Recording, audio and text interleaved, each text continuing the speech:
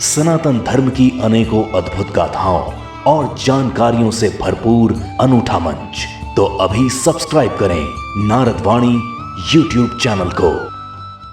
माता सीता के जन्म की रहस्यमय कथाएं। जिस प्रकार प्रभु श्री राम और माता सीता की कथाओं के कुछ भाग विभिन्न ग्रंथों और पुराणों में थोड़ी विभिन्नताएं लिए हुए मिलते हैं, ठीक उसी प्रकार माता सीता के जन्म दिवस को लेकर भी कई ग्रंथ एक मत नहीं है। वाल्मीकि रामायण के अनुसार प्रभु श्री राम से 7 वर्ष छोटी माता सीता का जन्म दिवस वैशाख मास के शुक्ल पक्ष की नवमी तिथि को जानकी जयंती के रूप में बताया गया है। तो वहीं निर्णय सिंधु के कल्पतरु आदि ग्रंथों में फागुन माह के कृष्ण पक्ष की अष्टमी के दिन सीता जी के जन्म का उल्लेख किया गया है। इसीलिए इस तिथि को सीता अष्टमी के नाम से भी संबोधित किया गया है और दोनों ही तिथियों को उनकी जयंती मनाई जाती है। तुलसीदास के रामचरितमानस के बाल कांड के अनुसार इस पर्व को जानकी नवमी के नाम से भी जाना जाता है। तिथियों में विभिन्नताओं के बाद भी माता सीता के जन्म को लेकर जितनी भी कथाएं कही गई हैं, वो सभी लगभग एक ही हैं, जिनके बारे में हम सभी जानते हैं। परंतु उन कथाओं से जुड़े कुछ रोचक और अनसुने तथ्य भी हैं,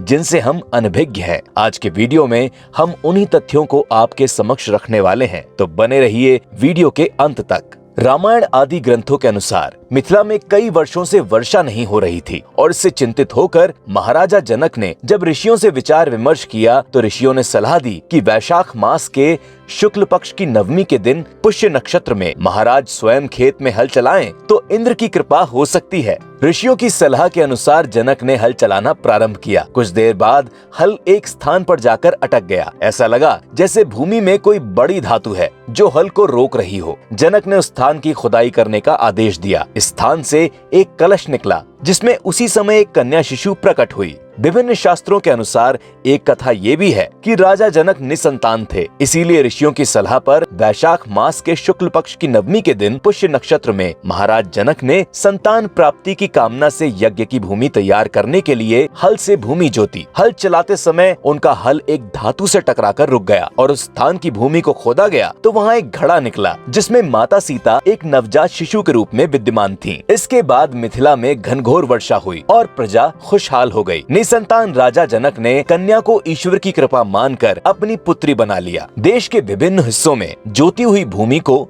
हल को और हल की नोक को भी सीता कहा जाता है। बहुत से स्थानों पर हल के उस फल को भी सीता कहा जाता है जिससे टकराकर कलश से कन्या की प्राप्ति हुई थी। इसीलिए उस कन्या का नाम सीता रख दिया गया। जनक दुलारी होने से माता सीता को जानकी, जनक सुता तथा मिथिला की राजकुमारी होने के कारण मैथिली व मिथिलेश कुमारी आदि कई नामों से जाना जाता है। साथ ही उन्हें भूमि में पाए जाने के कारण भूमिपुत्री या भूसुता का भी नाम दिया गया है। इस घटना से कोई संदेह नहीं कि माता सीता राजा जनक की पुत्री नहीं थी और सीता भी स्वयं को पृथ्वी की ही पुत्री माना करती थी। पर फिर वास्तव में उनके पिता कौन थे और वो धरती में गड़े कलश में कैसे आई, इसके पीछे की कथाएं भी बहुत रोचक हैं, जिनका उल्लेख अलग अलग भाषाओं में लिखी रामायण में विस्तृत रूप से किया गया है। संस्कृत की अद्भुत रामायण में लिखा गया है कि एक बार रावण कहता है, जब कभी जानकर या भूलवश मैं अपनी पुत्री से प्रणय की इच्छा करूं, तब वही पुत्री मेरी मृत्यु का कारण बने। अद्भुत रामायण के अनुसार एक बार गृत्समद नामक ब्राह्मण ने लक्ष्मी को पुत्री के रूप में पाने की कामना से एक पूजा आरंभ की। उस पूजा में उसे प्रतिदिन मंत्रोच्चारण के साथ एक कलश में दूध की बूंदें डालनी होती थी। एक दिन जब ब्राह्मण अपनी कुटिया में नहीं था, उसी समय वहाँ रावण आ गया और वहाँ उपस्थित सभी ऋषियों को मारकर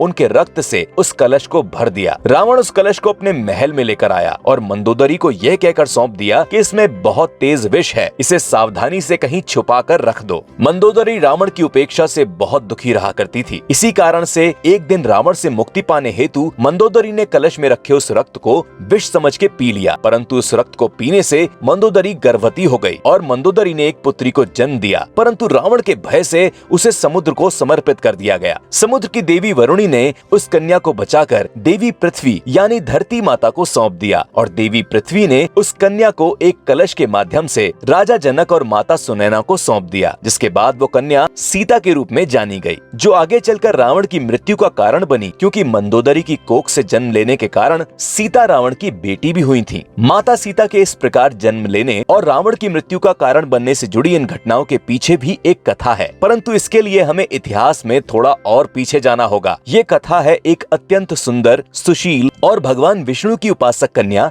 वेदवती की, जो मन ही मन भगवान विष्णु को अपना पति माना करती थी और अपनी इच्छा पूर्ति के लिए वो दिन रात कठिन तपस्या में लीन रहा करती थी। एक दिन रावण उसी उपवन में भ्रमण करने निकला जहाँ वेदवती तपस्या में लीन थी। वेदवती की सुंदरता को देखकर रावण उस पर मोहित हो गया और वेदवती के साथ दुर्व्यवहार करने का प्रयत्न करने लगा, जिससे क्रोधित होकर वेदवती ने रावण को श्राप दे दिया कि वो खुद रावण की पुत्री के रूप में जन्म लेगी और रावण की मृत्यु का कारण बनेगी। श्राप देकर उसी क्षण वेदवती ने हवन कुंड में कूदकर आत्मदाह कर लिया। कालांतर में वेदवती का अगला जन्म माता सीता के रूप में हुआ, जो रावण की मृत्यु का कारण बनी। हमें उम्मीद है कि माता सीता के जन्म से जुड़ा ये रोचक वीडियो आपको अवश्य पसंद आया होगा। मिलते हैं अगले वीडियो में ऐसे ही किसी और रोचक कथा के साथ। तब तक के लिए नमस्कार।